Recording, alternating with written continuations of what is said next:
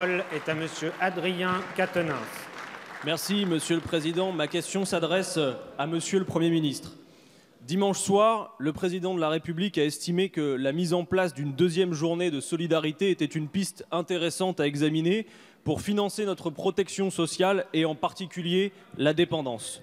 Tout en promettant aucune hausse d'impôts, le Président projette donc que chaque Français travaille gratuitement une journée de plus pour rééquilibrer les finances sociales.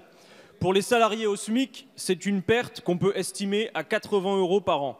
Voilà qui vient doucher les espoirs de celles et ceux qui estimaient que, malgré sa dureté pour les retraités, la bascule des cotisations sociales salariales vers la CSG allait leur rapporter le fumeux 13e mois, décrit un temps par les éléments de langage du gouvernement. Résumons.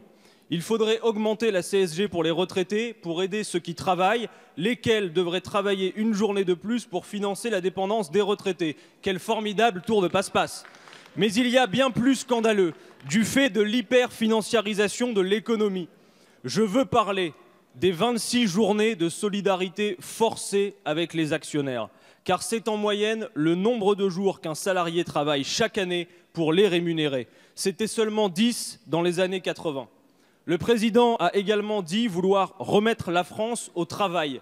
Mais c'est précisément parce qu'elle travaille déjà et durement que ses actionnaires s'enrichissent autant. Plutôt que d'instaurer la solidarité entre les plus pauvres en prenant aux uns pour donner aux autres, il est grand temps d'établir la solidarité du capital envers le travail.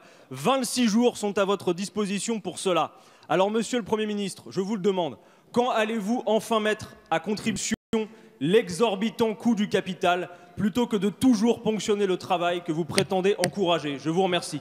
Merci, Monsieur le député. La parole est à Madame Agnès Buzyn, ministre des Solidarités et de la Santé.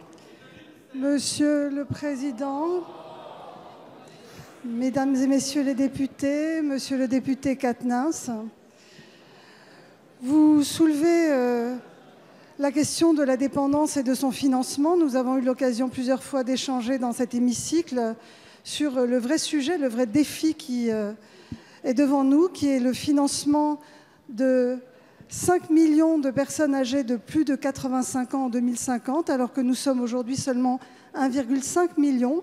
Et nous avons vu à quel point la prise en charge des personnes âgées dans notre pays aujourd'hui est difficile pour les professionnels en EHPAD, mais elle est aussi difficile pour les professionnels qui interviennent à domicile.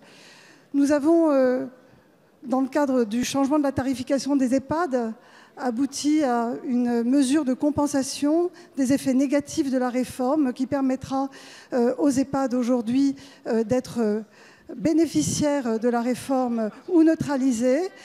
Mais cela ne fait que gagner quelques années et nécessite évidemment que nous ouvrions le débat de la dépendance, qui est un débat de société. Lors d'une interview avec M. Bourdin, j'ai été interrogée sur les pistes.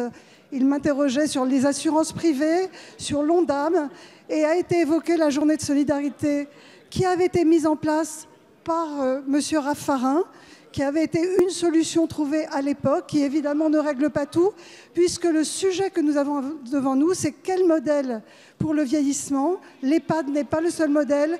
Quel modèle de qualité de vie, quel choix pour les personnes âgées, quel accompagnement entre le domicile et l'EHPAD.